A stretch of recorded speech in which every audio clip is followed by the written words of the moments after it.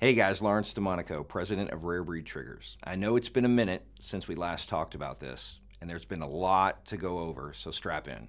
First, if you aren't familiar with me or my case, let me give you the cliff notes. In April of 22, I was pulled over at gunpoint by the ATF and had upwards of $250,000 in merchandise stolen from me. Why?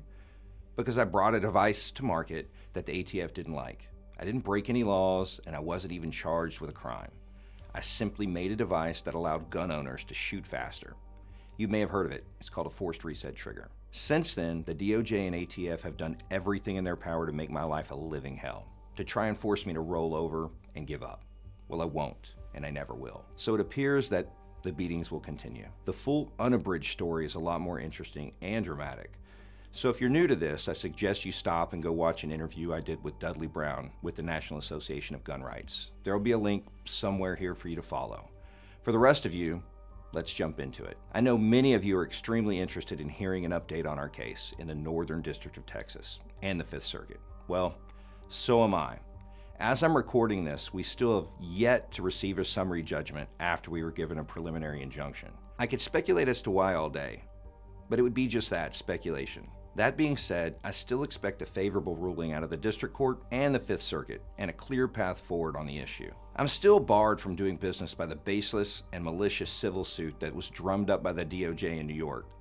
They seem to have a real knack for that kind of tyranny. But here's some tangible updates that I can give you. Remember when I said that the government has been going after me pretty hard? Yeah, well, they certainly have gotten creative.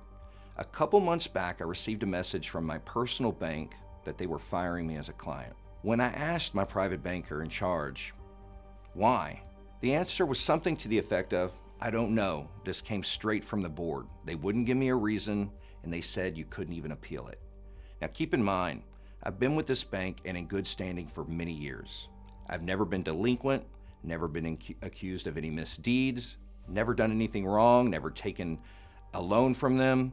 I just use them for my accounts. And this bank that billed itself as pro-gun, a haven for people like me. As far as I knew, I was the ideal picture-perfect customer. As I was calling my wife to relay the bad news, I got another alert from another bank of mine. I was also being suspended. Guys, this happened less than an hour later. That bank gave me almost the same song and dance. It was then that I realized I was being targeted. A friend over at NAGR called a couple friendly congresspeople and sitting senators who looked into it, and wouldn't you believe it, they were all stonewall as well. As I've been unable to operate the business for 2 years due to the government's interference with RBT's operations, I turned to build Rare Breed firearms up. First step was applying for an FFL. Maybe I was naive to think I would be issued one, but I was denied for a list of reasons, all accusations that I committed crimes that I haven't been charged for. There is an appeal process, but it'll take months. I believe all of this is punitive measures taken solely to inflict damage on me personally. In my view, if I decide not to pursue something that is legal per the opinion of the lawyer and constitutionally protected out of the fear of the government, then I would be succumbing to tyranny. Folks, I am a decorated Navy combat veteran, not an ISIS recruit. Debanking and constant lawfare and harassment is not what I expected as a thank you for serving my country in Afghanistan, Iraq, and dozens of other countries, and creating jobs in the United States. Here is the frustrating part about all of this. Whoever is pulling these strings is doing it in a way that makes it practically impossible to track or pin down. The DOJ knows it has no case against me, but that isn't stopping them, or some other agency, from putting up every roadblock conceivable. I'm not telling you all of this so you feel bad for me. I had an idea of what I was getting myself into when I refused to back down. Thankfully, I've had the help of the National Association for Gun Rights. I'm telling you this so you know exactly what we are up against. Despite letters from Congress, federal injunctions, and countless hearings and inquiries, the DOJ and ATF will not stop exceeding their authority until their political agenda is realized. That means we must keep fighting. You may think that with the Supreme Court using the language they did in the bump stock case, it would be clear to the ATF and DOJ that they got it wrong. It is clear that they don't care.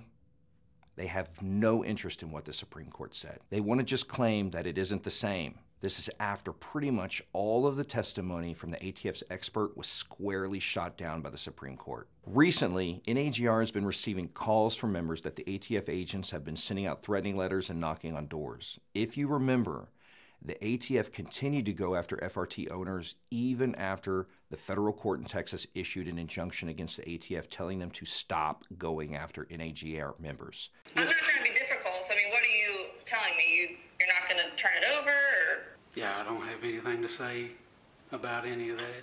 So I guess we'll just come out to your house. Rather than stop and abide by the court's order, ATF continued its campaign of harassment, claiming that the only way they would know who to leave alone is if NAGR gave them their full list of due-paying members.